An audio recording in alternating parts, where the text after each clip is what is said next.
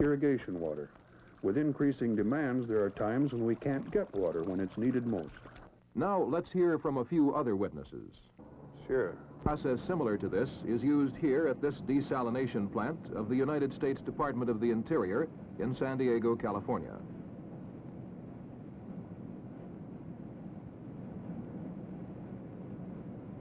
The raw material for this conversion is salt water taken from the ocean.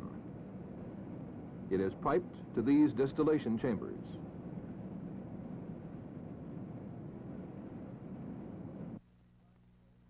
After heating, the brine flows into the first distillation chamber.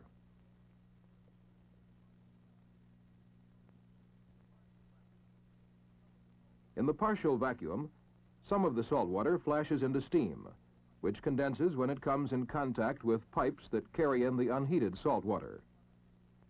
The brine then flows into other chambers, where it flashes under a pressure lower than that in the previous chamber.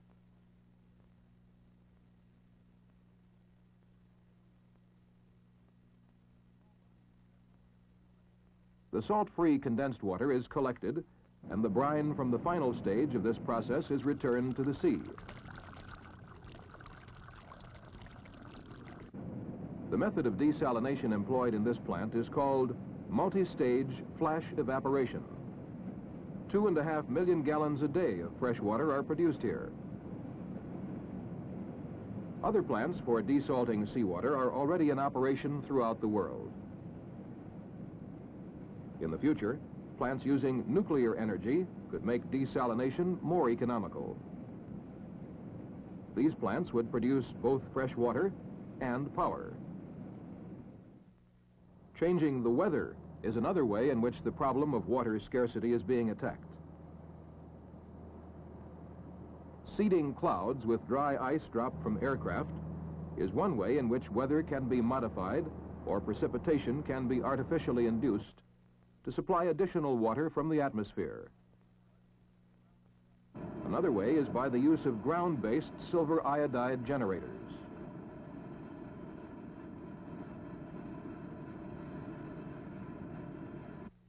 Under the right meteorological conditions, cloud seeding will increase precipitation.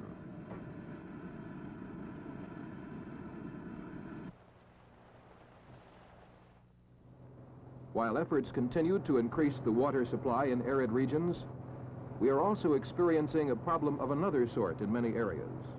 This is the problem of water pollution. Water is polluted by sewage, by wastes of industrial processes, and by pesticides. These materials contain organic and inorganic chemical compounds and a variety of harmful microorganisms. When these compounds decompose, they act as nutrients which over-enrich the water and promote the growth of small underwater plants called algae. Decaying algae rob the water of oxygen, destroying aquatic life and preventing the water from purifying itself.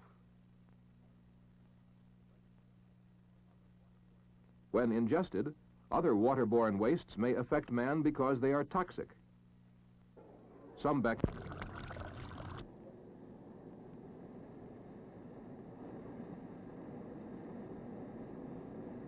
The pollution from these plants has affected the entire southern end of the lake.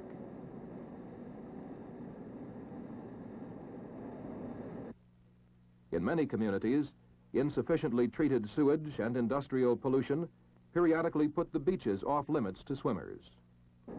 In the waters of Green Bay, to the north, the pollutants are raw and partially treated wastes from paper mills and the cities along its shores.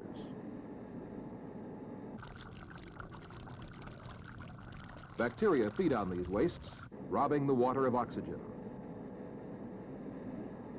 Moving east, Lake Erie is almost biologically dead. That is, desirable aquatic life can no longer survive here. Only algae and various scavengers find the environment hospitable. Purification processes, such as those used at Lake Tahoe, California. In the Lake Tahoe plant, the primary and secondary treatment given the incoming sewer water is similar to the kind provided in most sewage systems. settling tanks permit sedimentation of the larger solid particles. In this demonstration, you can watch sedimentation in raw sewage water with the help of a time-lapse camera.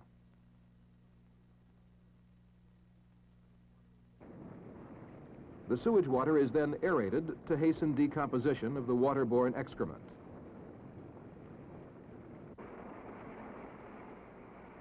Then the water passes into another settling tank, from which it emerges looking like the end product of most sewage treatment plants.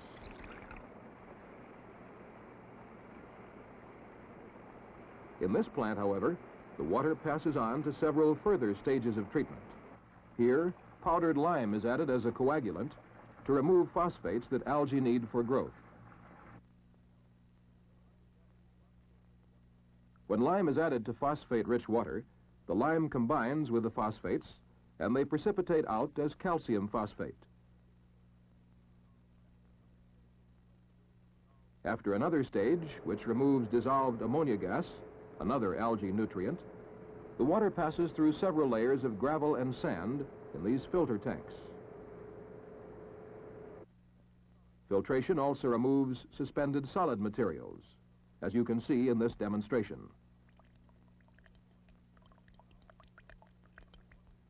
Now, filtered, the water is clear, but it still has another stage to pass through.